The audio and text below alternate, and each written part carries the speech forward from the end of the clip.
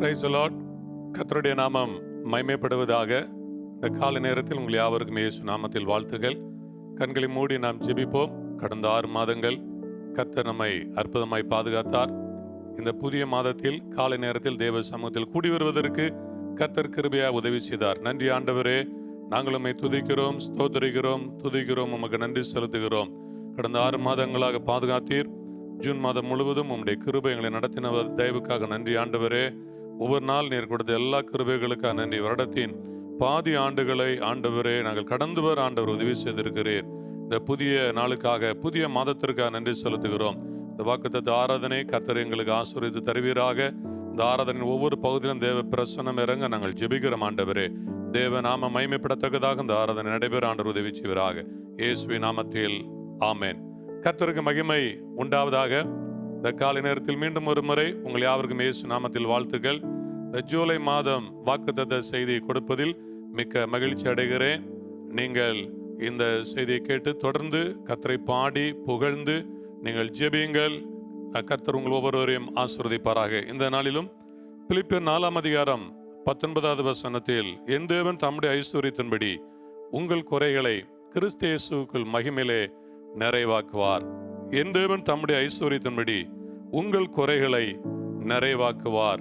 குறைகளை நிறைவாக்குவார் என்கிற தலைப்பில் இந்த காலை நேரத்தில் இந்த வாக்குத்தத்த செய்தி உங்களுக்கு கொடுப்பதில் மிக மகிழ்ச்சி அடைகிறேன். நேரடியாக செய்திக்கு நேராக கடந்து செல்வோம். 3 தலைப்புகளில் நாம் தேவனுடைய வார்த்தையை தியானிக்க இருக்கின்றோம். முதலாவதாக, குறை என்பதற்கு சாபம் என்று பெயர். குறை என்பதற்கு சாபம் என்று பெயர். இன்னைக்கு உலகத்திலே அதிகமான ஜனங்கள் சாபத்தின் வாழ்க்கையை அனுபவித்துக் கொண்டிருக்கிறார்கள். உலகமெங்கும் சாபங்கள் இருக்கிறதை நாம் கவனிக்கிறோம். மனிதன் இன்றைக்கு குறைவுள்ளவனாய் இருக்கிறான். குறை என்று சொன்னால் சாபம் என்று அர்த்தம். இன்னைக்கு அனைவருடைய வாழ்க்கையில சரீரத்தில் பலவீனங்கள் இருக்கிறதை பார்க்கிறோம். இன்னைக்கு நோயினுடைய தாக்கங்கள் அதிகம். சரீரத்தில் மனிதனுக்கு பலம் இல்லை. மனிதன் சிறு வயதிலிருந்து அவன் குறைவுள்ளவனாக, பொருளாதாரத்தில் குறைவுள்ளவனாக இருப்பதனால், சரியான சத்தான ஆகாரங்களை சாப்பிடாத காரணத்தினால் அநேக வியாதிகள், பலவீனத்திற்குள் மனிதன் போகிறான். இது அவனுடைய வாழ்க்கையில் உள்ள குறைவினால் உண்டாகிற காரியத்தை பார்க்கிறோம். பிள்ளைகள் குறைவுள்ள பிள்ளைகளாக பிறக்கிறார்கள். தாய்க்கு பிறக்கும் பொழுது, பெற்றோருக்கு பிறக்கும் பொழுது குறைவுள்ள பிள்ளைகளாக அநேக பிள்ளைகள் பிறக்கிறதை பார்க்கிறோம். இதற்கு காரணம் என்னவென்று மருத்துவர்கள் சொல்கின்ற பொழுது, அந்த தாய்க்கு போதிய சரீர பலம் இல்லை, சத்துக்கள் இல்லை. சத்துக்கள் குறைவாய் இருப்பதனால் அந்த பிள்ளைகள் குறைவுள்ளவர்களாய் பிறக்கிறார்கள். பிள்ளைகள் வளரும் பொழுது குறைவுள்ளவர்களாக வளர்கிறதை பார்க்கிறோம். சரீரத்தில் பலம் இல்லாதவர்களாக, அநேக நோய் தாக்குதல் உடையவர்களாக மாறுகிறார்கள். பிரியமானவர்களே, கவனிங்கள். அப்போ சாபம் குறையாக இருக்கிறது. ஸ்தோத்திரம். குறை சாபம் என்கிற அர்த்தத்தில் வெளிப்படுகிறது. இன்றைக்கு அநேகருடைய வாழ்க்கையில் இப்படிப்பட்ட ஏராளமான குறையோடு கூட வாழ்ந்து கொண்டு இருக்கிறதை பார்க்கிறோம். ஸ்தோத்திரம். ஆனால் ஆண்டவராய் இயேசு கிறிஸ்துவோ நம்முடைய சாபத்தை மாற்றுவதற்காக இந்த உலகத்தில் அவர் மனிதனாக பிறந்தார். ஸ்தோத்திரம். கர்த்தருக்கு மகிமை உண்டாவதாக. சாபம் எப்படி மாறும்? மனிதனுடைய வாழ்க்கையில் சாபம் எப்படி வந்தது? மனிதனுடைய அக்கிரமங்கள், மனிதனுடைய பாவங்கள்.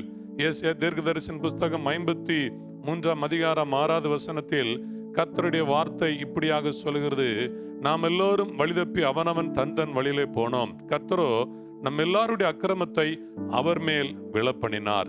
கர்த்தரோ நம் எல்லாருடைய அக்கிரமத்தை அவர் மேல் விழப்பண்ணினார். யார் மேல்? இயேசு கிறிஸ்து மேல் விழப்பண்ணினார். இயேசு கிறிஸ்து நம்முடைய அக்கிரமத்தை எல்லாம் ஏற்றுக்கொண்டார். மனிதனுடைய வாழ்க்கையில் சாபம் வருவதற்கு காரணம் மனிதனுடைய அக்கிரமங்கள். எனவே அந்த சாபம் என்பது ஒரு தண்டனை என்று சொல்லப்பட்டிருக்கிறது. ஸ்தோத்திரம். ஆதியாகமத்தின் புஸ்தகம் 4 அதிகாரம் 13 காயின் சொல்கின்ற பொழுது, எனக்கு இட்ட தண்டனை, அவன் சொல்கிறான், எனக்கு கொடுக்கப்பட்ட தண்டனை அது கொடுமையானது, அது வேதனைக்குரியது என்று காயின் சொல்கிறான். இந்த தண்டனைக்கு அவான் என்று சொல்லி எபிரேய வார்த்தை சொல்லப்படுகிறது. எபிரேய வார்த்தையில அவான் என்கிற வார்த்தை அங்கே சொல்லப்பட்டிருக்கிறது. பிரியமான தேவனுடைய பிள்ளைகளே, அப்போ இந்த சாபங்கள், இந்த அவான் தான், இந்த தண்டனை தான். நீங்கள் உபாகமத்தின் புஸ்தகம் 28 அதிகாரம் 14வது வசனத்திலிருந்து வாசித்து பார்க்கின்ற பொழுது, அங்கே அந்த சாபங்கள், ஒரு மனிதனுடைய வாழ்க்கையில் வருகின்ற சாபத்திற்கு விளக்கம் என்னவென்று சொன்னால், அவனுடைய அக்கிரமத்தினால், அவன் தன் வழியில் போனதனால், கர்த்தருடைய வழியில் நடவாமல் கர்த்தருடைய பாதையில் நடவாமல், கர்த்தருடைய வசனத்தில் நடவாமல், தன் வழியில், தன் சொந்த மாம்ச சிந்தனையில், தன்னுடைய எண்ணங்களிலே அவன் போவதனாலதான் அவனுக்கு தண்டனை வருகிறது. அந்த தண்டனை தான் சாபம் என்று சொல்லி அங்கே ஆண்டவருடைய வார்த்தை சொல்கிறது. இந்த வார்த்தைகளை கேட்டுக்கொண்டிருக்கின்ற அருமையானவர்களே, உங்கள் வாழ்க்கையில் குறைய மாற்ற இயேசு விரும்புகிறார். கலாத்தியர் 3:13 வாசித்து பார்க்கின்ற பொழுது, நம்முடைய சாபத்தை, நியாயப்பிரமாணத்தின் சாபத்திற்கு நம்மை நீங்களாக்கி மீட்ட இயேசு சிலுவையில் ஆண்டவராய் இயேசு கிறிஸ்து நமக்காக அவர் மரித்தார், நமக்காக இரத்தம் சிந்தினார். காரணம், நம்முடைய சாபத்தை அவர் மாற்றுவதற்காக. நம்முடைய சாபத்தை ஆண்டவராய் இயேசு கிறிஸ்து சிலுவையில் ஏற்றுக்கொண்டார், அந்த அக்கிரமத்தை ஏற்றுக்கொண்டார். அதைத்தான் ஏசாயா தீர்க்கதரிசியின் புஸ்தகத்தில் 53ஆம் அதிகாரத்தில் நாம் அதை 6வது வசனத்தில் நாம் அதை வாசித்தோம். இந்த வார்த்தைகளை கேட்டுக்கொண்டிருக்கின்ற அருமையான சகோதரனே, சகோதரியே, கர்த்தர் இந்த நாளில் உங்களோடு கூட பேசுகிறார். உங்களுடைய சாபம் மாறும், நிச்சயமாக உங்கள் குறை மாறும். என் தேவன் தம்முடைய ஐஸ்வரியத்தின்படி உங்கள் குறைகள் எல்லாம் கிறிஸ்து இயேசுவுக்குள் மகிமையிலே நிறைவாக்குவாராக. இன்னொரு வசனத்தை நான் வாசிக்கிறேன். லேவியராகமம் 16ஆம் அதிகாரம் 22வது வசனம். அந்த வெள்ளாட்டுக்கடா அவர்களுடைய அக்கிரமங்களை எல்லாம் தன்மேல் சுமந்து கொண்டு குடியில்லாத தேசத்துக்கு போவதாக அவன் அந்த வெள்ளாட்டுக்கடாவை வனாந்திரத்தில் போகவிட கடவன். ஒரு மனிதனுடைய அக்கிரமத்தை, பழைய ஏற்பாட்டில் கொடுக்கப்பட்ட ஒரு பிரமாணம், ஒரு வெள்ளாட்டுக்கடா, அந்த வெள்ளாட்டுக்கடா ஒரு மனிதனுடைய அக்கிரமத்தை சுமக்கும். அவன் அந்த வெள்ளாட்டுக்கடாவை வனாந்திரத்திற்கு அனுப்ப வேண்டும். அந்த வனாந்திரத்துக்கு அது ஒரு தண்டனை. வனாந்திரத்துக்குள் என்ன இருக்கிறது? ஒரு வீட்டில் வளர்ந்த ஒரு வெள்ளாட்டுக்கடா, ஒரு பாதுகாப்பில் வளர்ந்த ஒரு வெள்ளாட்டுக்கடா. வனாந்தரத்தில் கொடிய மிருகம் இருக்கும், வனாந்தரத்தில் இயற்கை சீற்றம் இருக்கும், வனாந்தரத்தில் இயற்கை மாற்றம் இருக்கும். இந்த வெள்ளாட்டுக்கடா வனாந்தரத்தில் போய் சாக வேண்டிய ஒரு சூழ்நிலை, மனிதனுடைய அக்கிரமத்திற்காக அது சாக வேண்டிய சூழ்நிலை. இந்த இடத்திலும் அவான் என்கிற வார்த்தை பயன்படுத்தப்பட்டிருக்கிறது. மனிதனுடைய தண்டனையை அந்த வெள்ளாட்டுக்கடா ஏற்றுக்கொண்டு அது வனாந்தரத்துக்கு செல்கிறது. யோவானஸ்நானன் சொல்கின்ற பொழுது, இயேசுவை முதல் முறையாக அவன் அறிமுகப்படுத்தும் பொழுது, இதோ உலகத்தின் பாவத்தை சுமந்து தீர்க்கிற தேவ ஆட்டுக்குட்டி என்று சொல்லி யோவான் ஸ்நானகன் ஆண்டவராகிய இயேசு கிறிஸ்துவை பற்றி சொன்னான். இயேசு கிறிஸ்து நம்முடைய அக்கிரமத்தை எல்லாம் அவர் ஏற்றுக்கொண்டதனால நம்முடைய சாபம் மாறி நமக்கு ஆசீர்வாதம் உண்டாகிறது. இந்த வார்த்தையை கேட்டுக்கொண்டிருக்கிற நீங்கள் யாராய் இருந்தாலும் சரி, இந்த நாளிலும் நீங்கள் சிலுவை நோக்கி பார்த்து ஆண்டவரிடத்தில் மன்னிப்பு கேளுங்கள். இயேசுவே, நான் என் சொந்த வழியில் போனேன், என்னுடைய சொந்த புத்தியில் போனேன். இயேசுவே, உம்முடைய வார்த்தையின்படி நடக்கவில்லை, இனி உம்முடைய வார்த்தையின்படி நடப்பேன். இயேசுவே, நான் மனம் திரும்பி வருகிறேன் என்று உங்களுடைய குறைகளை ஒத்துக்கொண்டு சிலுவை நோக்கி பார்த்து நடந்தால் நிச்சயம் உங்கள் தனிப்பட்ட வாழ்க்கையிலும், உங்கள் குடும்பத்திலும், உங்கள் வியாபாரத்திலும், உங்கள் தொழிலிலும் சாபங்கள் விலகி போகும். இரண்டாவதாக, குறை என்பதற்கு தேவை என்று அர்த்தம். தேவைகள். குறைக்கு விளக்கம் என்று சொன்னால் தேவைகள். என் தேவன் தம்முடைய ஐஸ்வரியத்தின்படி உங்கள் குறைகளை கிறிஸ்து இயேசுவுக்குள் மகிமையிலே நிறைவாக்குவார். குறை என்பதற்கு தேவை. ஆங்கில வேதாமத்தில் ஒரு மொழிபெயர்ப்பில் இப்படியாக எழுதப்பட்டிருக்கிறது. அதனுடைய விளக்கம் என்னவென்றால், அந்த வசனத்தினுடைய விளக்கம் என்னவென்றால், என் தேவன் உங்களுடைய தேவையெல்லாம் உங்களுக்கு சப்ளை செய்வார். உங்களுடைய எல்லா தேவைகளையும் ஆண்டவர் உங்களுக்கு கொடுக்க வல்லவராக இருக்கிறார். பிரியமான தேவனுடைய பிள்ளைகளே, இக்காலகட்டங்களில் மனிதர்களுடைய தேவைகள் பெருகிவிட்டது. ஏராளமான தேவைகள், வருமானத்திற்கு அதிகமான, வருகின்ற வருமானத்திற்கு அதிகமான தேவைகள் இன்றைக்கு மனிதர்களுடைய வாழ்க்கையில் பெருகிவிட்டதை நாம் பார்க்கிறோம். அப்போஸ்தலனாகிய பவுல் 2 கொரிந்தியர் 1ஆம் அதிகாரம் 8வது வசனத்தில் அவர் சொல்கின்ற பொழுது, எங்களுக்கு மிஞ்சின பாரம், எங்களுக்கு மிஞ்சின பாரம் என்று சொல்கிறார். இன்றைக்கு மனிதன் மிஞ்சின பாரத்தை சுமக்கிறான்.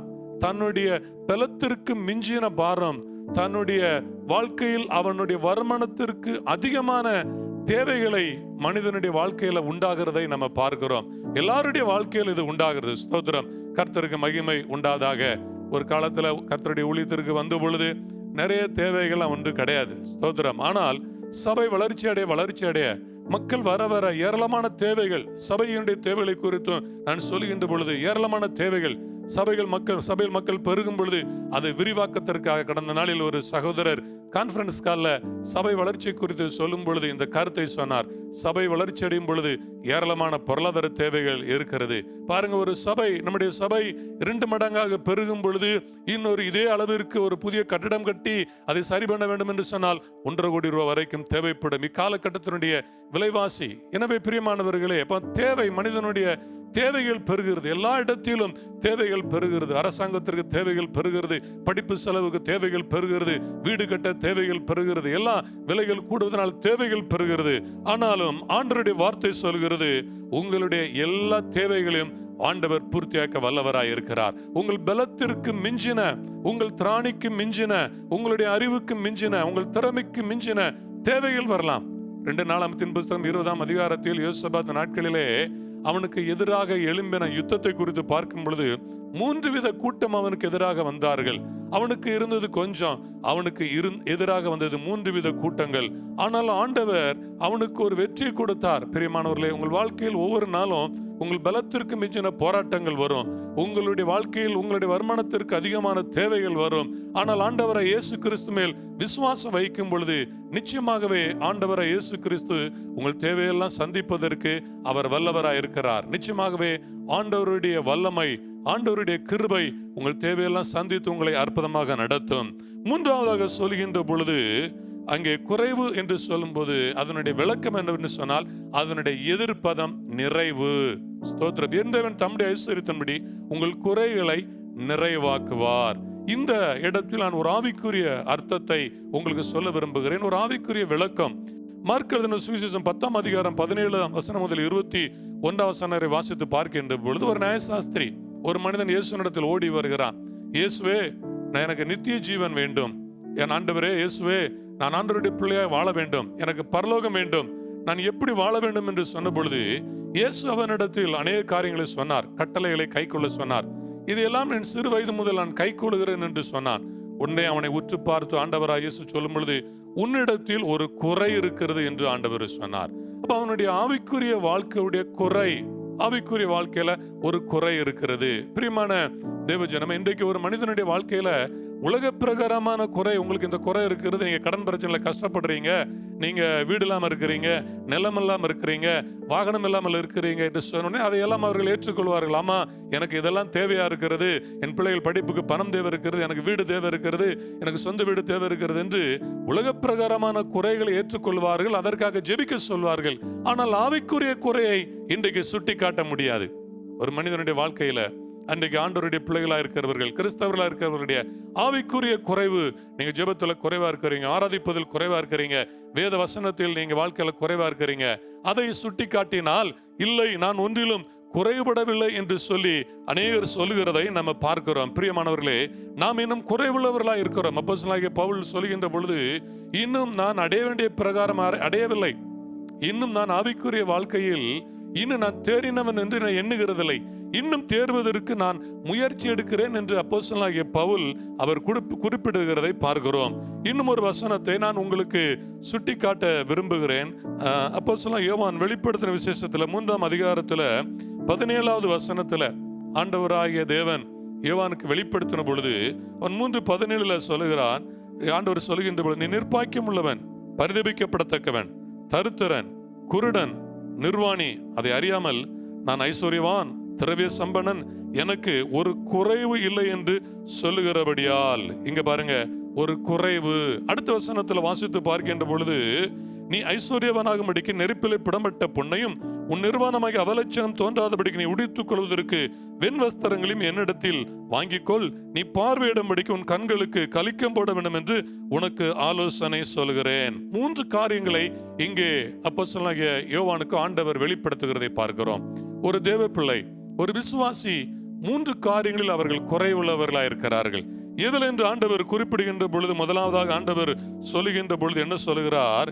நெருப்பிலே புடமிடப்பட்ட பொன். நெருப்பிலே புடமிடப்பட்ட பொன் என்று சொன்னால் விசுவாசத்தை குறிக்கிறது.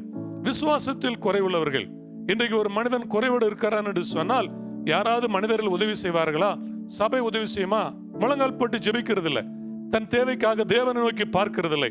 இந்த ஜூலை மாதத்தில் உங்கள் தேவைக்காக நீங்கள் கர்த்தரை நோக்கி பார்க்கும் பொழுது தேவன் உங்கள் தேவைகளை சந்திப்பார். விசுவாசத்தோடு ஆண்டவரை இயேசுவின் இடத்தில் ஜெபிங்கள். இயேசு சொன்னார், என் நாமத்தில் எதை கேட்டாலும் அதை நான் செய்வேன். விசுவாசம் உள்ளவர்கள் நீங்கள் ஜெபத்தில் எவைகளை கேட்பீர்களோ அவைகள் உங்களுக்கு கொடுக்கப்படும் என்று இயேசு சொன்னார். எனவே இன்னைக்கு விசுவாசத்தில் குறைவு, விசுவாசத்துல குறைவு இருக்கிறதுனால தான் நிறைய பேர் ஜெபிக்கிறது கிடையாது, தேவனை தேடுகிறது கிடையாது. உலக மனிதர்களிடத்தில் எதிர்பார்க்கிறாங்க, உலக மனிதர்கள் தரவில்லை என்று உலக மனிதர்களை குறை சொல்கிறார்கள், முறுமுறுக்கிறார்கள். சபையார் உதவி செய்யவில்லை என்று மற்றவர்களை குறித்து குறை சொல்கிறார்கள். பிரியமான தேவ பிள்ளைகளே, மற்றவர்கள் உதவி செய்யவில்லை என்று நீங்கள் குறை சொன்னால் ஒன்று சொல்கிறேன், நீங்கள் விசுவாசத்தில் குறைவுள்ளவர்களா இருக்கிறீர்கள். இந்த நாளில் ஆண்டவர்களோடு பேசுகிறார். இதை ஏற்றுக்கொண்டு, இயேசுவே என் விசுவாச குறைவை மன்னியும் என்று சொல்லி, எனக்கு நல்ல விசுவாச ஆவியை தாங்க என்று சொல்லி நீங்கள் ஜெபியுங்கள். தேவன் உங்கள் விசுவாச ஆவியை தருவார். இரண்டாவதாக, உன் நிர்வாணமாக அவலட்சணம் தோன்றாதபடிக்கு நீ உடித்துக் கொள்வதற்கு வெண்வஸ்திரம், பரிசுத்த குறைவு. வெண்வஸ்திரம் என்று சொல்லும்போது அது பரிசுத்தத்தை குறிக்கிறது. உங்கள் வாழ்க்கையில பரிசுத்தம் எப்படி இருக்கு? தேவன் விரும்புகிற பரிசுத்தம், அந்த சுத்தம், ஆண்டவர் விரும்புகிற அந்த பரிசுத்தம், ஆண்டவருடைய சத்தியம், வசனம் நம்மை பரிசுத்தமாக்குறது. இன்னைக்கு நிறைய பேர் வசனத்தை கேட்க விருப்பம் கிடையாது, பிரசங்கம் கேட்க விருப்பம் கிடையாது. யூடியூப் சேனல்ல எத்தனை பேரு நீங்க பிரசங்கத்தை முழுமையாக கேட்கிறீர்கள்? மிக குறைவு. எங்களுக்கு எல்லாம் அக்கௌண்ட் கணக்கு வருகிறது. மிக குறைவான நபர்கள் தான் முழுமையான பிரசங்கத்தை கேட்கிறார்கள். ஆலயத்தில் பிரசங்கத்தை அநேகர் சரியா கேட்கிற தூங்குறது, 4 நேரம் எழுந்து ஆலயத்தை விட்டு வெளியே போகிறது. எப்படி உங்கள் குறைகள் நிறைவாகும்? எப்படி உன் வாழ்க்கையில நீ நித்தியத்தை பெற முடியும், பரலோகத்தை பெற முடியும்? இந்த நாளில் ஆண்டவர் உங்களோடு பேசுகிறார். உன் பரிசுத்தத்துல குறைவு இருக்கிறது. நீ ஆண்டவருடைய வார்த்தையை ஏற்றுக்கொள், ஆண்டவருடைய வார்த்தை கீழ்ப்படி, பரிசுத்தத்தை விரும்பு. பரிசுத்தம் உள்ளவன் இன்னும் பரிசுத்தமாகட்டும் என்று வேதம் சொல்லுகிறது. மூன்றாவது, அங்கே ஆண்டவர் சொல்லும்போது, நீ பார்வையிடும்படிக்கு உன் கண்களுக்கு கலிக்கும் போடணும். தரிசனத்தை குறித்து சொல்லப்படுகிறது. ஆண்டவரை தரிசிக்கணும், வெளிப்பாடு கிடைக்கணும். நீங்க அநேக ஆண்டவருடைய பிள்ளைகளுக்கு ஆவிக்குரிய கண்கள் திறக்கப்படலை. இது உன் கண்கள் இங்கே சொல்லப்படுகின்ற பொழுது, நீ பார்வையிடும்படி உன் கண்களுக்கு, பார்வை என்று சொன்னால் நம்முடைய உள்ளான மனக்கண்கள் திறக்கப்படணும். நம்முடைய ஆண்டவர் யார்? பரலோகம் எப்படிப்பட்டது? அது மகிமை உள்ளது. தேவன் என்ன செய்ய விரும்புகிறார்? சபையை பற்றி தரிசனம் என்ன? இன்னைக்கு உங்களுக்கு சபை குறித்து ஒரு தரிசனம் இருக்கிறதா? என்னுடைய சபையில் என்ன நடக்கணும்? சபையில பாஸ்டர், போதகர் சபை குறித்த தரிசனத்தை சொல்கின்ற பொழுது என்னெல்லாம் செய்ய வேண்டும் என்று சொல்லும் பொழுது அதை நீங்கள் ஏற்றுக்கொள்கிறீர்களா? அநேக மனக்கண்கள் திறக்கப்படாதவர்கள் ஏற்றுக்கொள்ள மாட்டாங்க. சபையை பற்றி அவங்களுக்கு அக்கறை இருக்காது. சபையை பற்றி அக்கறை இல்லாதவர்களுக்கு தரிசனம் கிடைக்காது. அநேகருக்கு தங்கள் குடும்பத்தை பற்றி தரிசனம் கிடையாது, எதிர்காலத்தை பற்றி தரிசனம் இல்லை, பரலோகத்தை குறித்த ஒரு தரிசனம் இல்லை. ஸ்தோத்திரம். பரலோகத்துக்கு போகணும், அதற்குரிய வாழ்க்கை வாழ வேண்டும் என்கிற தரிசனம் இல்லை. காரணம், வெளிப்பாடு இல்லை. இங்கே இந்த வெளிப்படுத்தின விசேஷம் என்று சொல்லும் பொழுது ஆண்டவர் அவர்களுக்கு அதை வெளிப்படுத்துகிறார். இன்றைக்கு நீங்கள் ஒரு தரிசனம், உங்களுடைய மனக்கண்கள், அகக்கண்கள் திறக்கப்படணும். ஆண்டவரை நீங்கள் அறியணும், சபையின் தரிசனத்தை நீங்கள் அறியணும், பரலோகத்தை குறித்து நீங்கள் அறியணும். அதுதான் உங்கள் வாழ்க்கையில் இருக்கிற குறை. இது அநேகர் இப்படிப்பட்ட குறைவா இருக்கிறார்கள். இந்த குறை, உனக்கு ஒரு குறை இருக்கிறது என்று அன்றைக்கு அந்த நியாயசாஸ்திரியை பார்த்து இயேசு சொன்னது போல, இன்றைக்கு இந்த குறை உங்க வாழ்க்கையில மாற்றப்படணும். உலக பிரகாரமான குறை மாற்றப்படணும், ஆவிக்குரிய குறை மாற்றப்படணும். இந்த வார்த்தைகளை கேட்கிற உங்களை ஆண்டவர் ஆசீர்வதிப்பாராக. உங்களுக்காக ஜெபிக்கிறேன். அன்பின் பரிசுத்தமுள்ள பிதாவே, இயேசு நாமத்தில் இந்த வார்த்தைகளை கேட்டுக்கொண்டிருக்கின்ற ஒவ்வொருவருக்காக ஸ்தோத்திரம். ஆண்டவரே, எங்கள் குறையை மாற்றுகிற தேவனப்பா. எத்தனை பேர் குறைவோடு கூட இருக்கிறார்கள் ஆண்டவரே. குறை வேதனை, சரீரத்துல பலவீனங்கள், பொருளாதாரத்துல கஷ்டங்கள் ஆண்டவரே, அன்புல குறைவுள்ளவர்களாக ஆண்டவரே, அநேகர் குறைவுள்ளவர்களாக வாழ்ந்து கொண்டு இருக்கிறதை பார்க்கிறோம் ஆண்டவரே. ஒரு கஷ்டமான ஒரு குடிசை வீட்டுல வாழ்ந்து கொண்டிருக்கிறாங்க. சரியான வசதி இல்லை ஆண்டவரே. ஹல்லேலூயா. சரியான உணவு கிடையாது, சரியான வருமானம் இல்லை. என் ஆண்டவர், எல்லாருடைய குறையை மாற்றுங்க, ஆவிக்குரிய குறையை மாற்றுங்க ஆண்டவரே. ஆவிக்குரிய வாழ்க்கையில் விசுவாசத்தில் வளர, பரிசுத்தத்தில் வளர, தரிசனத்தில் வளர ஒவ்வொருவருக்கும் உதவி செய்வராக. எல்லாருடைய வாழ்க்கையில நிறைவை கொடுப்பீராக ஆண்டவரே. ஆண்டவரே, இந்த மாதம் முழுதும், ஜூலை மாதம் முழுதும் நடத்துங்கப்பா. கையின் பிரயாசங்களை ஆசீர்வதிங்க, கைட்டு செய்கிற வேலைகளை ஆசீர்வதிங்க, குடும்பத்தில் சமாதானத்தை கட்டளையிடுங்க, அப்பத்தின் தண்ணீரை ஆசீர்வதிங்க, பிரயாணங்களை பாதுகாப்பு கொடுங்க. எல்லாவற்றிலும் உடைய கிருபை உண்டாகட்டும். ஞானத்தை கொடுப்பீராக ஆண்டவரே. ஒவ்வொருவரையும் நீங்க அற்புதமா நடத்துங்க. முதியவர்கள், பெற்றோர்கள், சிறுபிள்ளைகள் யாவருக்கு வேண்டிய ஜீவன், சுகத்தை, பலத்தை கொடுத்து ஆசீர்வதித்து வழி நடத்தும். இந்த நாமத்தினாலே ஆண்டவரே, இயேசுவின் நாமத்தினாலே இப்பொழுது இந்த வார்த்தையை கேட்டுக்கொண்டு ஒவ்வொருவரையும் ஆசீர்வதித்து ஜெபிக்கிறேன். ஆசீர்வாதமாய் இருப்பார்களாக. துதி கன மகிமை உமக்கே செலுத்துகிறோம், இயேசுவின் நாமத்தில் பிதாவே. ஆமென், ஆமென். நம்முடைய கர்த்தராகிய இயேசு கிறிஸ்துவின் கிருபை, பிதாவாகிய தேவனுடைய அன்பு, பரிசுத்த ஆவியானவராகிய நம் அனைவரோடு கூட, சகல பரிசுத்தவான்களோடு கூட நிலைத்திருப்பதாக. ஆமென். சேர்ந்து சொல்லுவோம். என் ஆத்துமாவே கர்த்தரை ஸ்தோத்திரி, என் முழுவதுமே கர்த்தருடைய பரிசுத்த நாமத்தை ஸ்தோத்திரி. என் ஆத்துமாவே கர்த்தரை ஸ்தோத்திரி, கர்த்தர் செய்த சகல உபகாரங்களை மறவாதே. ஆமென், ஆமென். God bless you. கர்த்தர் உங்களை ஆசீர்வதிப்பாராக.